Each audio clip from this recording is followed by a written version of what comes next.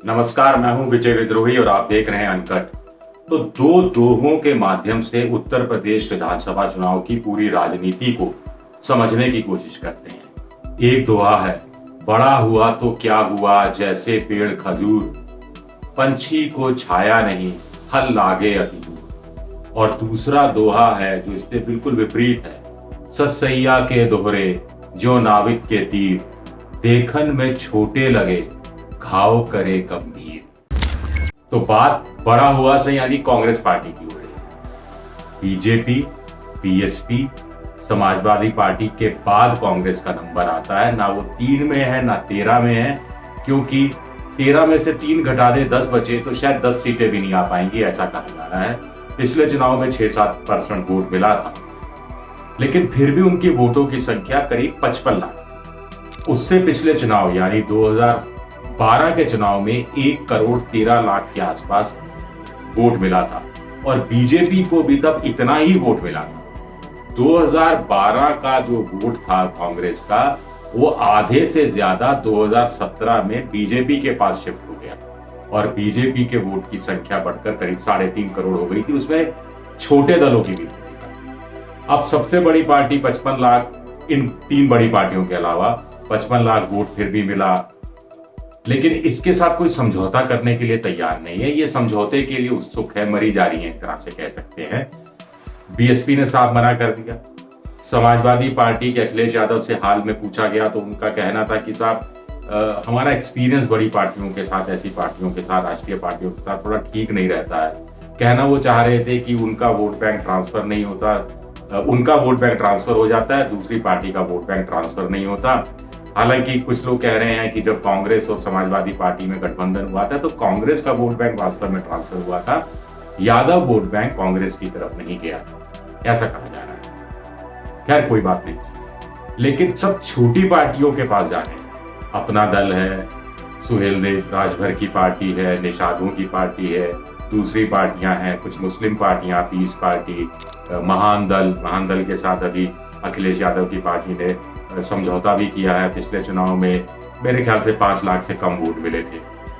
RLD के साथ समझौता किया है राष्ट्रीय लोकदल, जो अजीत सिंह की पार्टी, अजीत सिंह तो रहे नहीं, अब उनके बेटे जयंत चौधरी यानी चरण सिंह के पोते वो पार्टी संभाल रहे हैं।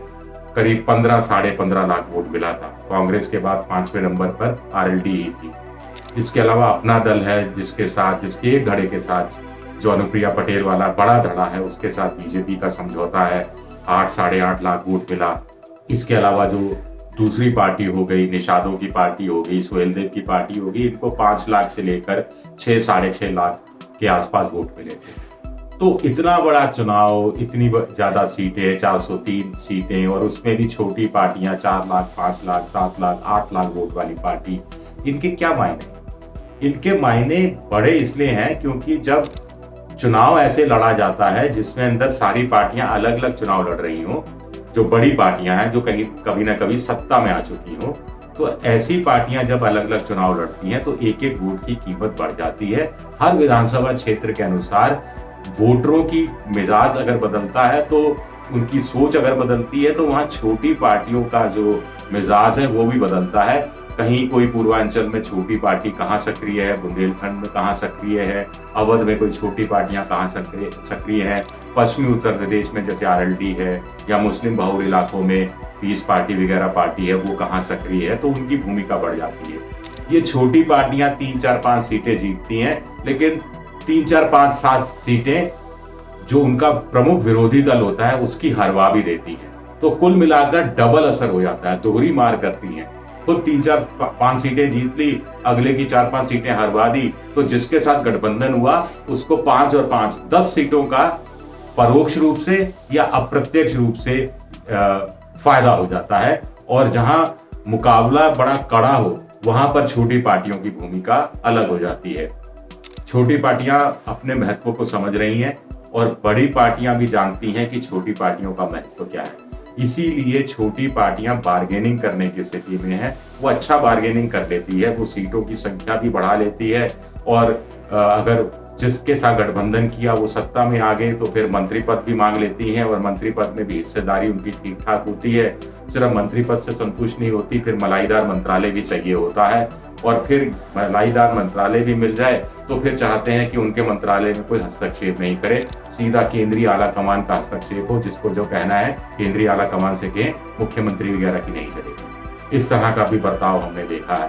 तो कुल मिलाकर उत्तर प्रदेश विधानसभा चुनाव में इस बार देखना दिलचस्प रहेगा कि छोटी पार्टियां किसके साथ जाती हैं। बीजेपी ने पिछली बार सभी छोटी पार्टियों को अपने साथ करीब कर लिया था, जिसका फायदा भी उसको पहुंच मिला। सोशल इंजीनियरिंग भी हुई, जिसके लिए अब कहा जा रहा है कि ओबीसी में गैर यादव उसके साथ चले गए या दलितों में गैर जाटव उसके साथ चले गए। तो उसका मतलब ये होता है कि दलितों में जो छोटी वंचित उपेक्षित पार्टियां हैं वो बीजेपी के साथ आ गई। ओबीसी में जो उपेक्षित वंचित हाशिए पर गई हुई पार्टियां हैं वो बीजेपी के साथ आ गई, क्योंकि दलितों की सबसे बड़ी पार्टी और ओबीसी की सबसे बड़ी पार्टी ने इन छोटी पार्टियों की, उन जातियों की चिंता नहीं की, परवाह नहीं की। लेकिन इस बार सब परवाह करती अब तक तो नजर आ रही है। देखना है कि फुल एंड फाइनल गठबंधन क्या होता है और उसके आधार पर हम आंकलन शायद बेहतर तरीके से कर पाएंगे। शुक्रिया, बहुत बहुत शुक्रिया।